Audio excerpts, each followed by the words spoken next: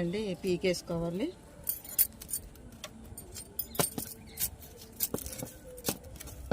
బలానికి ఇలాగా వేస్తూ ఉంటాండి అప్పుడప్పుడు. మనం ఎరువులు ఇప్పటి నుండే వేస్తే మనకి మే స్టార్ట్ అవగానే బాగా కాస్తాయండి, పువ్వు ఎక్కువ వచ్చి.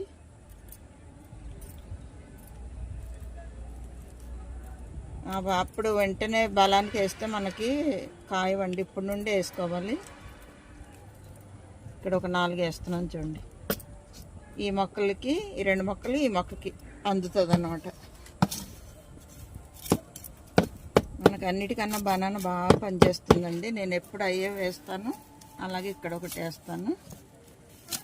ఇది పెద్ద మొక్క ఇక్కడ ఉందండి, అందుకని ఇక్కడ వేస్తున్నాను.